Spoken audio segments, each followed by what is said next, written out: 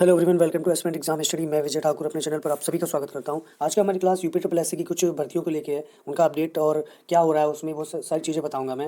जैसे कि मुख्य सेविका हो गया, लेखपाल हो गया, आरटीआई इंस्ट्रक्टर के बारे में पूछा गया था मुझसे, वो हो गया, और आयोग ने किस भर्ती को प्राथमिकता दी हुई है इस समय, राइट आंसर की और कट ऑफ रिजल्ट, इन सब का क्या है, तो सारी चीज़ें बताऊंगा मैं। तो चैनल पर अगर न्यू तो प्लीज़ सब्सक्राइब कर लीजिएगा और अंत तक देखिएगा, वीडियो बहुत इंपॉर्टेंट होने वाला है। तो चलिए क्लास स्टार्ट करते हैं। सबसे पहले मैं मुख्य सेविका के उस पे आता हूँ कि उसमें क्या चल रहा है उसमें, और मेरिट कैसे बनेगी और प्रायोरिटी कैसे होगी।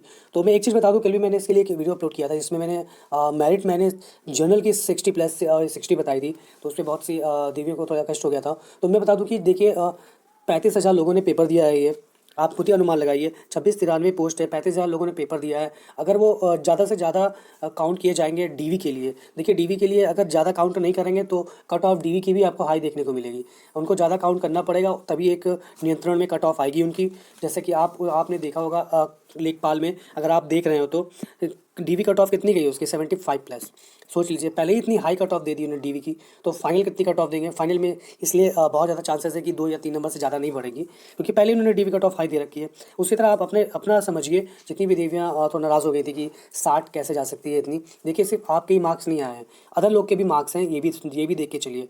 तो मैं सीधा फिर से बोलता हूँ, 60 के आसपास अगर जनरल हैं तो वो सेफ समझे आपको। कैटेगरी वाले हो तो 55 से 60 के बीच में, अगर आप ओबीसी ईडब्ल्यूएस वाले हो तो इसमें से ये मैं मार्क्स वही नहीं बता रहा हूँ कि एग्जैक्टली 55 ही ले लिए जाएंगे, ये मैं एक एग्जांपल दे रहा हूँ। आप मान के चलो 58 भी हो सकते हैं आपके, 59 भी हो सकते हैं, 60 भी हो सकते हैं, सिर्फ एक अनुमान बता रहा हूँ मैं। बाकी SC ST में आप 50 से 55 के बीच में हैं, मार्क्स तो सेफ मान के चल सकते हो। 50 के नीचे वाले में बहुत दिक्कत होगी। ये यूपी ट्रिपल एससी के डिपेंड करता है, वो हर बार सरप्राइज़ करता है कुछ ना कुछ कह के, तो हो सकता है इस बार भी सरप्राइज़ करे। फिलहाल जो है 50 से नीचे जाते नहीं दिख रही है, 60 के ऊपर जनरल वाले होंगे ही होंगे, आप देखिएगा। क्योंकि यूपी ट्रिपल एससी का जो पैटर्न चल रहा है ना, वो समझने की कोशिश करिए। ये पहले डीवी में कम करते हैं, उसके बाद अगर डीवी में बहुत कम कर दिया तो फाइनल में बहुत बढ़ा देते हैं। अभी यूपी ट्रिपल एससी से एक एग्ज़ाम था जिसका आपने देखा होगा कि सिर्फ 54-55 के आसपास डीवी के लिए इन्होंने सबको बुला लिया था, और जो मेरिट गई वो 85 गई थी लास्ट मेरिट कट ऑफ। तो वो चीज़ बता रहा हूँ मैं। तो प्लीज़ नाराज़ मत हो जो भी देवियाँ हैं, जिनके भी मार्क्स हैं, प्लीज़ अपने आप को सेफ समझिए जो मैंने बताया जो क्राइटेरिया। चलिए अब बताता हूँ कि मेरिट कैसे बनती है इसकी। देखिए मेरिट सबसे पहले सिर्फ हायर या लोअर को लेके ही मेरिट नहीं बना दी जाती है। मेरिट हमेशा तीनों फेस को देख के बनता है कि उसमें कितने स्टूडेंट हैं, किस कैटेगरी के हैं, और उसमें कितने हायर ला रहे हैं, मिड पे कितने हैं, हम कितने बंदों को लें कि जनरल कैटेगरी में अगर कितने लोगों को शामिल किया जाए जिससे उसकी कट ऑफ इतनी रहेगी, क्योंकि उसमें सिर्फ जनरल तो होते नहीं, अदर वाले भी फाइट करते हैं, तो उसमें कितनी रखी जाए। फिर कैटेगरी में कौन कौन शामिल है, कौन से सब्जेक्ट, नंबर कितने लोगों के बन रहे हैं एवरेज में। उसके बाद उसमें किस किस लोगों को, किन किन लोगों को लिया गया है। जैसे आप इसमें बीएससी वाले मान लीजिए शामिल हो जाते हैं, तो वो हो गए, आप हो गए, तो उस वजह से कितने लोगों को इसमें लिया गया है, उनके तरफ से मार्क्स कितने बन रहे हैं, क्या नहीं बन रहे हैं, तो वो सारी चीज़ें स्टडी करके की जाती हैं मेरिट। प्रायोरिटी की पहले बता दूं मैं, प्रायोरिटी में पहले एज फैक्टर लिया जाता है। जिनकी भी एज ज़्यादा है प्रायोरिटी उन्हें दी जाती है, सीधी सी बात है, प्रायोरिटी उन्हें मिलेगी। अगर आप और दूसरे के सेम नंबर हैं तो फिर एज फैक्टर काउंट कर लिया जाएगा वहाँ पे, और पहले उन्हें प्रायोरिटी मिलेगी क्योंकि एज ज़्यादा है उनकी। तो ऐसा कहा जाता है एज ज़्यादा है तो आपको दोबारा मौका मिल सकता है, उन्हें हो सकता है ना मिले, इसलिए प्रायोरिटी उन्हें दी जाती है।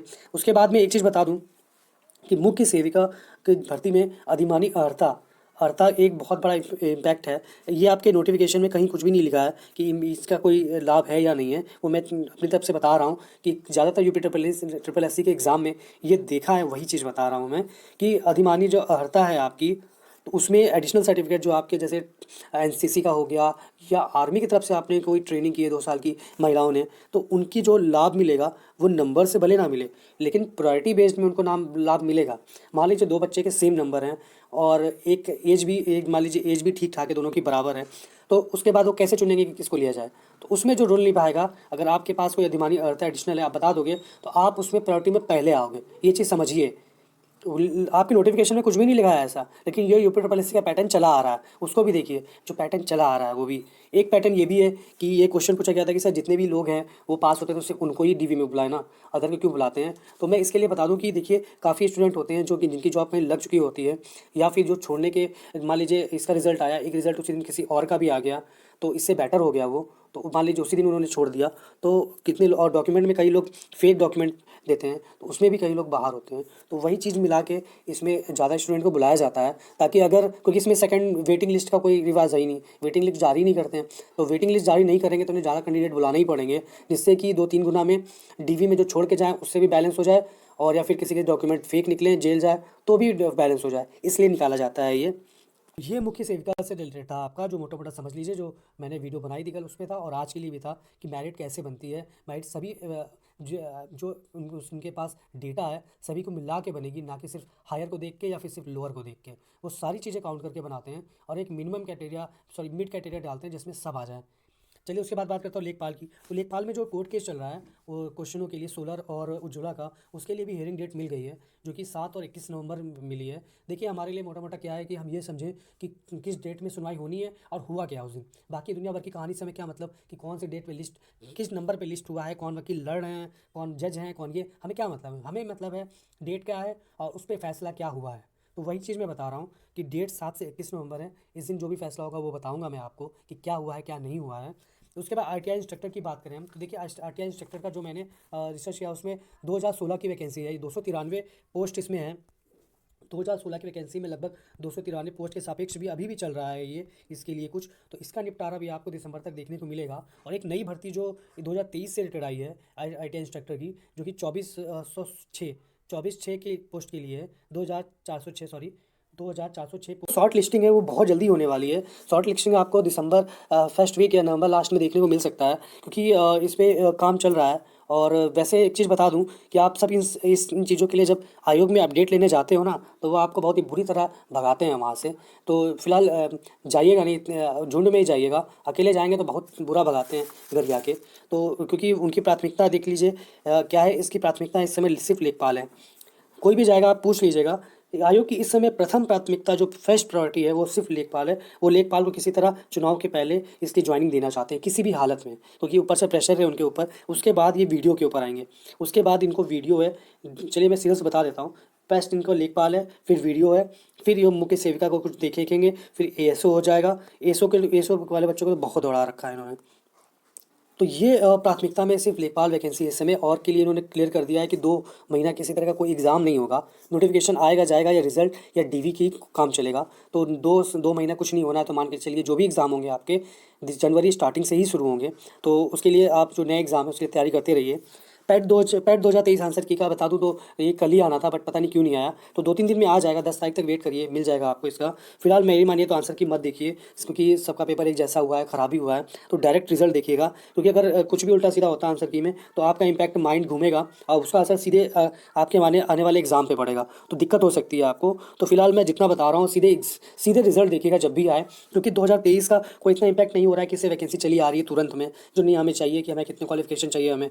इसकी जब आएगी आएगी देखी जाएगी इससे इंडिपेंडेंट भर्ती। फिलहाल ये अभी इतनी इंपॉर्टेंट नहीं है आपके लिए। इंपॉर्टेंट है जो वैकेंसी आपके आगे आ रखी है, जिसमें आप सेलेक्टेड हो, आपको देना है एग्ज़ाम, वो उस पर फोकस करिए। ये जब आए इसको इग्नोर मारिए कि जब आएगा देखा जाएगा। उसके बाद कट ऑफ की बात करें तो कट ऑफ ये नर्वस ना हो कि अरे 70-85 चला जाएगा, मेरे तो 50-55 ही है। तो ऐसा कोई केस नहीं होने वाला है इस बार। सबके ज़्यादातर लोगों के 50-55 ही आपको मिलेंगे देखने को। तो निराश मत होइए, अपने आप को कम मत आंकिए, आपने भी बेस्ट किया है। पेपर गंदा आया बस यही है। तो ये पैट के लिए था ये। और मेन जो था वो मुख्य सेविका का बताना चाह रहा था मैं। और लेखपाल का जो केस है, आज जो भी डीवीओ को मैं बता दूंगा आपको। फिलहाल जुला सोलर का जो सुनवाई है वो इम्पोर्टेंट है, क्योंकि जब रिज़ल्ट इसका जारी हो उसके पहले ही निपट जाना चाहिए। अदरवाइज़ रिज़ल्ट में फिर वो जारी तो कर देंगे, लेकिन फिर बाद में फिर वो फेरबदल करेंगे, 1 नंबर 2 नंबर भरना, फिर कोर्ट केस, और फिर सारी चीज़ें नौटंकी होगी। तो उससे बेटर है कि ये फ्रेश होके रिज़ल्ट आए।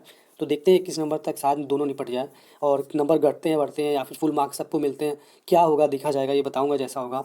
और बाकी मैं बता दूं कि आयोग की प्राथमिकता इस समय लेखपाल ही है सिर्फ, और कोई एग्ज़ाम वो देख भी नहीं रहे हैं। लेखपाल का रिजल्ट देने के बाद उसी वीडियो पे जाएंगे, और वीडियो के बाद फिर अदर भर्तियों पे वो धीरे धीरे निगाह मारेंगे।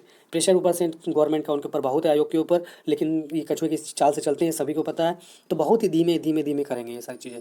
धरना प्रदर्शन चल रहा है, अलग अलग जितने भी कोर्स रिजल्ट के लिए, ज्वाइनिंग के लिए, डीवी के लिए, अलग अलग जो भी हैं कैटेगरी पेपर की, उसके अकॉर्डिंग धरना भी दे रहे हैं। आयोग से पूछा भी जा रहा है, बट सही मानिए तो आयोग से भगा दिया जा रहा है, वहाँ पे ज़्यादा कुछ बताते नहीं हैं। तो इसी चीज़ के लिए, तो आज के लिए इतना ही, मिलते हैं नेक्स्ट वीडियो में बहुत जल्दी। और तब तक ध्यान रखें और आगे की तैयारी करते रहिए, सिर्फ एक ही एग्ज़ाम पे बैठे मत रहिए, नेक्स्ट एग्ज़ाम पे तैयारी करिए। चल, धन्यवाद।